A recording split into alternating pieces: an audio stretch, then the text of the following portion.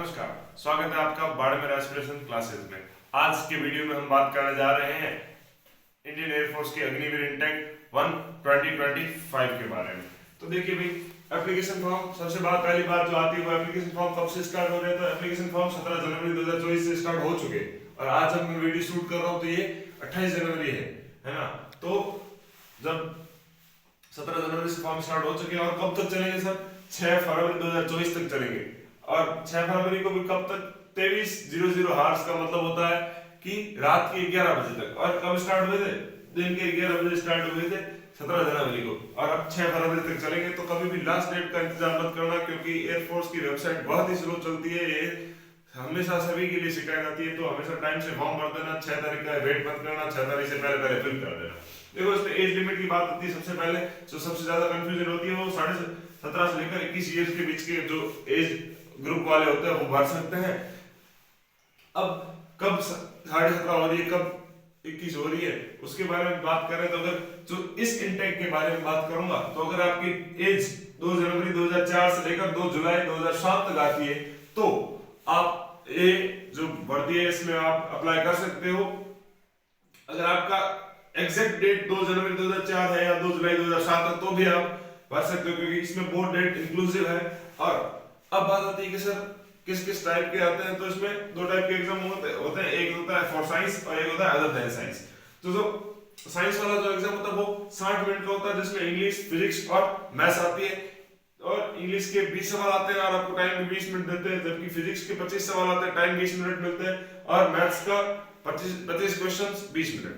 और तीनों के अलग अलग पेपर आपके पास, जब आपका ये सीबीटी होता है तो आपके पास जब आप पेपर देने जाओगे तो तीनों के लिए अलग अलग ओपन होंगे और अलग अलग टाइम होगा, है ना। 20 मिनट इसके लिए, 20 मिनट इसके लिए, 20 मिनट। ऐसा नहीं है कि आपको 60 मिनट दे दे और तीनों का साथ होता है, जैसा कि नेवी में होता है कि आपको 60 मिनट दे देते हैं, 100 क्वेश्चन दे देते हैं और आपको सीधा खोलना होता है। वैसे ही अदर देन साइंस के बारे में बात करते हैं तो 45 मिनट्स होता है, जिसमें इंग्लिश होती है वही 20 मिनट 20 क्वेश्चंस, और रागा होती है जिसमें रीजनिंग ज्यादा आती है, बेसिक मैथ्स भी आती है, जीके भी आता है। वो सब 25 मिनट और 30 क्वेश्चंस होते हैं, ठीक है।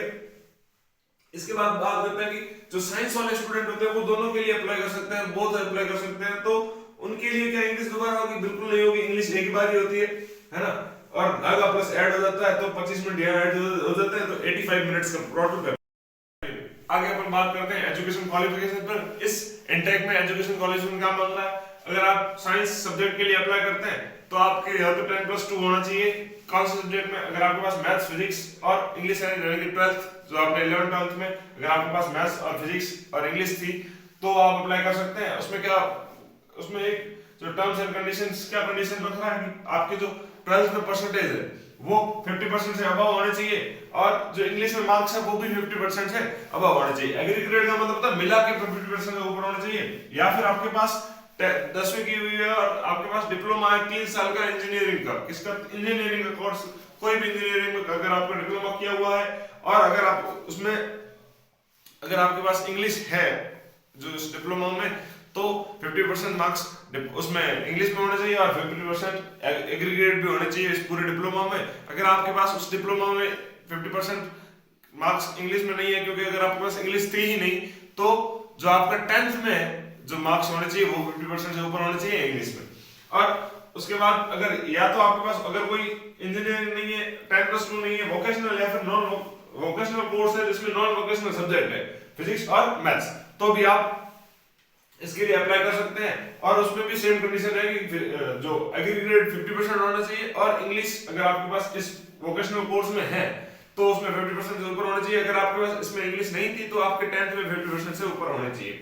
और अदर देन साइंस की बात करें तो 10+2 होना चाहिए, कोई भी स्ट्रीम में हो चाहे आपके, तो आप इसमें अप्लाई कर सकते हो, चाहे आप बायो वाले हो, चाहे फिर आप आर्ट्स वाले हो, ह्यूमैनिटीज वाले हो, चाहे आप कॉमर्स वाले हो।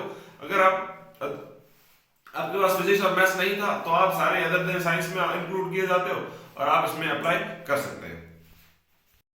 आगे अपन बात करते हैं फिजिकल टेस्ट के बारे में। देखो भाई फिजिकल टेस्ट में क्या क्या होता है जो फेज 2 में होता है, हालांकि पहला जो फेज होता है वो आपका रिटर्न होता है, उसके बाद फेज 2 होता है जिसमें फिजिकल टेस्ट और ग्रुप डिस्कशन होता है, उसके बाद आपके लिए मेडिकल फिटनेस टेस्ट होता है और उसके बाद आपके फाइनल लिस्ट बनती है। तो अपन पहले बात करते हैं कि फिजिकल टेस्ट में क्या क्या होता है। तो सबसे पहले जो फिजिकल टेस्ट में होती है वो रनिंग होती है। वो मेल्स के लिए 7 मिनट में 1.6 किलोमीटर बहुत ही आसान रनिंग होती है, 1600 मीटर 7 मिनट में निकालनी है। वहीं पे फीमेल्स के लिए 8 मिनट में 1.6 किलोमीटर। इसमें ऐसा नहीं होता आर्मी में जैसे रनिंग होती है तो उसमें टाइम दिया होता है, उससे पहले गेट बंद कर लेते हैं और कुछ बंदों को बोलते हैं। एयरफोर्स में सबको पूरा टाइम दिया जाता है, आपको कंप्लीट करनी है रनिंग और आपको बस 7 मिनट में 1600 मीटर भागना है ना। यहाँ पे कोई मार्क्स नहीं होते इसके। पुशअप्स 1 मिनट में 10 निकालने होते हैं और फीमेल्स के लिए कोई पुशअप नहीं निकालना होता। सिटअप्स की बात करें तो 1 मिनट में 10 निकालने होते हैं मेल्स को, वहीं पे 1.5 मिनट में 10 निकालने होते हैं फीमेल्स को। और स्क्वाट्स यानी कि उठक बैठक की बात करें तो 20 निकालने होते हैं, वो 1 मिनट में निकालने होते हैं मेल्स को, वहीं पे फीमेल्स को 1 मिनट में 15 निकालने होते हैं।